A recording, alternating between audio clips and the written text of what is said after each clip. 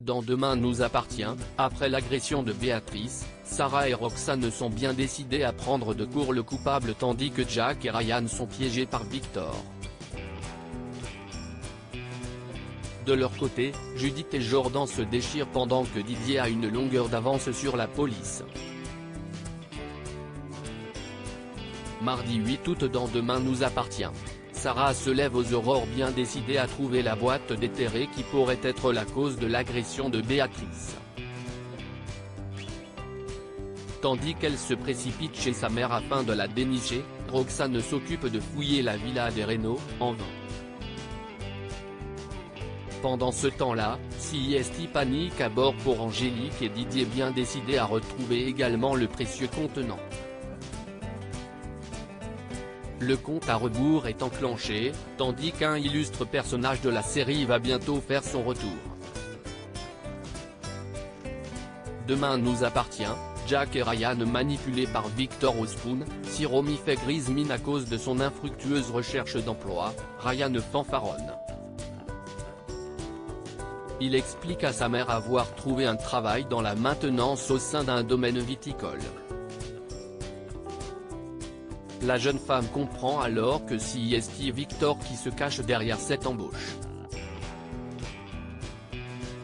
Elle prévient ce dernier que son fils risque de mal réagir quand il apprendra qui est son patron.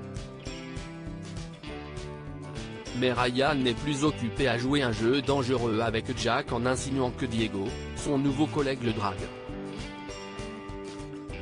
N'y tenant plus, le fils d'Audrey décide de se faire également engager pour surveiller son petit ami, et Fermine, ou non, de s'intéresser au petit protégé de Chloé. Un jeu de dupes rapidement calmé par l'arrivée de Victor qui finit par se démasquer.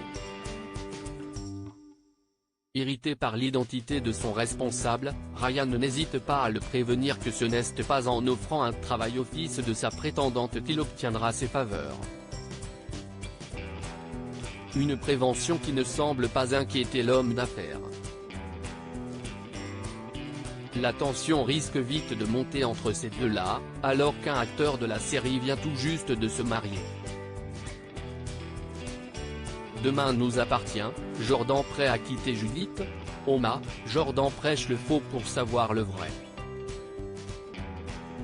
Il fait mine d'avoir trouvé une nouvelle bouteille avec un mot sur lequel Erwan annoncerait son départ. Même s'il annonce en être le véritable auteur, la réaction de Judith à son humour est quelque peu nuancée. Plus tard, la jeune femme appelle Nour à qui elle explique la situation et son indécision. Malgré les conseils de son amie, la fille de Chloé ne semble pas prête à trancher et se prend un retour de boomerang. Tandis qu'elle affirmait ne pas avoir revu Erwan récemment, ce dernier explique à Jordan qu'il n'a aucune raison de s'en faire et que Judith a été très claire durant un échange qui l'ont eu. La veille. C'est le mensonge de trop. Sur la plage, malgré la tentative d'explication entre les deux, Judith se noie dans des explications vaseuses provoquant le départ de son petit ami.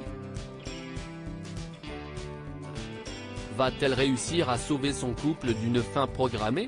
Demain nous appartient, Didier gagne sa bataille contre Roxane à l'hôpital, Sarah et Roxane se retrouvent au chevet de Béatrice. Bredouille, les deux femmes sont déçues de leur recherche. C'est sans compter sur Georges qui redonne de l'espoir. Il leur apprend que le jour de l'agression, Béatrice est partie de la villa peu de temps avant son agression. Vu le timing, le policier estime qu'il y a de fortes chances que la mère de Sarah soit allée cacher la boîte chez sa fille avant la tentative de meurtre. Roxane décide de foncer à leur domicile avant qu'il ne soit trop tard. Malheureusement, Didier y est déjà et trouve le contenu de la fameuse boîte qu'il s'empresse de ramener à la villa. Il invite alors Angélique, visiblement paniquée par la situation, à réserver des billets d'avion avec leur faux passeport. Un peu plus tard, tandis que Roxane découvre sa maison sans dessus-dessous, l'oncle de Sarah brûle le reste des éléments de la boîte devant une Violette, Salomé Benita qui a dévoilé souffrir d'une maladie, dans l'incompréhension.